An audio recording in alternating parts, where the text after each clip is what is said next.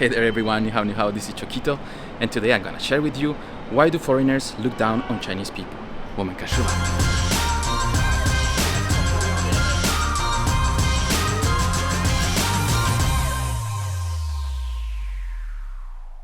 So as sad as it might sound, Chinese people are still looked down on many countries outside of China, and in my experience living abroad for some time, I bump into these kind of situations where people didn't understand why do I live in China, and they had a lot of misconceptions, which I will try to address in this video and try to explain why do people still look down on Chinese outside of China. Okay, so the first reason why Chinese people are still looked down on is the portrayal of China in the media. Of course, it's no secret that politics in China are very different from everywhere else around the world.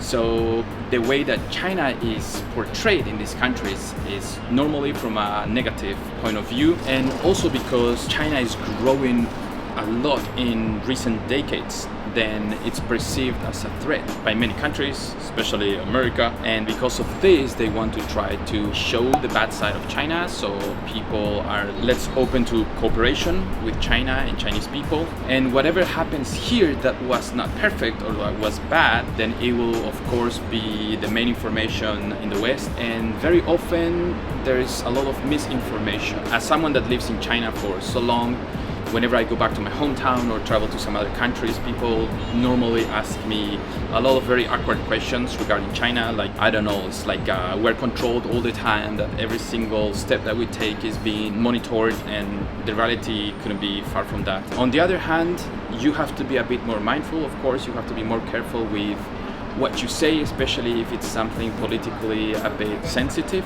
And in my personal experience, I never felt that my rights were abused or that I was mistreated in any way. So yeah, that would be the first reason. Alright, so another way that you can ruin your reputation, of course, it's by doing it by yourself. How do Chinese people do it? Well, by Chinese tourists. Basically, whatever in China is not considered as rude or poor behavior, in the West most likely will be considered as poor behavior. For example, like a lot of people blocking the roads or standing in queue cutting the lines, here is not always perceived as something bad. You never really see somebody getting angry at those kind of behaviors, but of course in the West people would get mad at that. Another way to explain this is probably that Chinese people didn't really have the opportunity to travel that much until recently, so they are not aware of the etiquette in other countries, and that's why many of the tourists that go there, which in their majority are older people, then they do not have this etiquette and behavior that is expected in the West. Normally Chinese, when they travel, because they do not speak English, they need to travel as a group with a guide that will be translating or explaining everything in the language. So the groups are normally big and there's a lot of them, and that's why they are also a bit more noisy, a bit more messy, like one of the things that people complain mostly about Chinese tourists, right? In terms of eating food and littering around, well, in China there's people who clean the streets and who do this job for you everywhere, and even though the city, as you can see, is very clean, there's still some people that do litter, and in other countries of course this is judged a bit more, and Chinese people are not very aware of this when they go abroad. And well, depending on what they are eating, here it's normal, for example, if you're eating something that is bony, to just spit the bones. Sometimes people spit them on the table or under the table, but overseas that would be perceived as like poor etiquette on the dining table, right? So it's basically mostly cultural differences and perhaps the little exposure that these Chinese people have had overseas.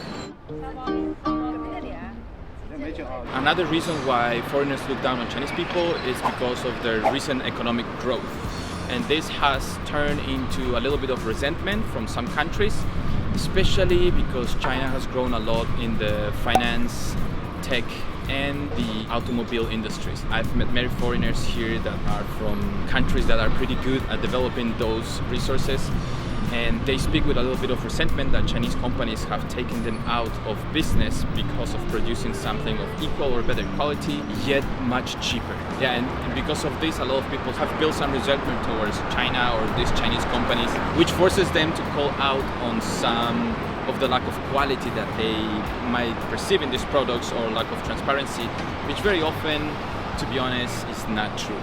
Alright, so the next point maybe is more related to the West and Japan.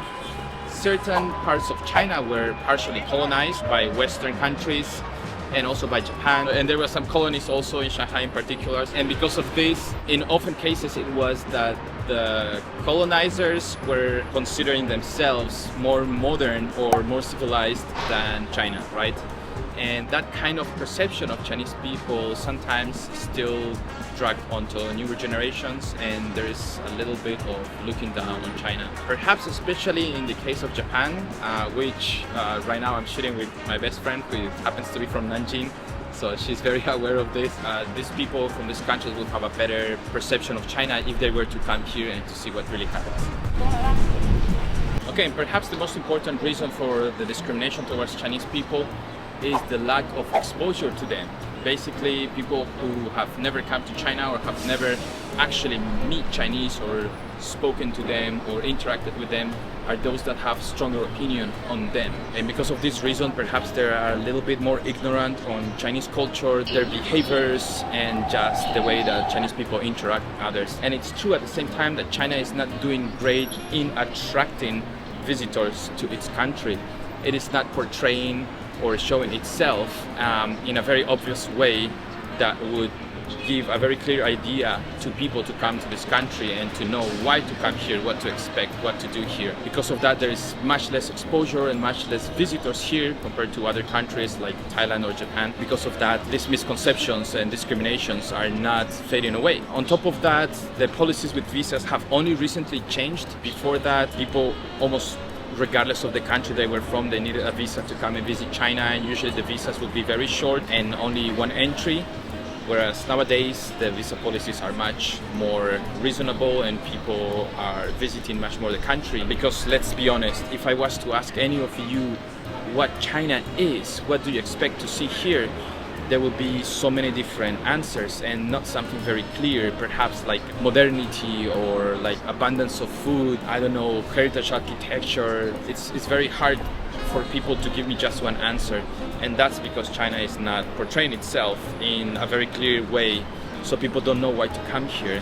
So this, let's say, looking down on Chinese people could finally perhaps start changing. And also, until Chinese people are more exposed to foreigners and traveling more outside of the country, then the same will still happen. Thanks everyone for tuning in. I hope you enjoyed the video. This is it from me today. Let me know in the comments below what do you think.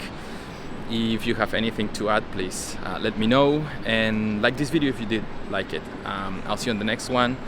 再会。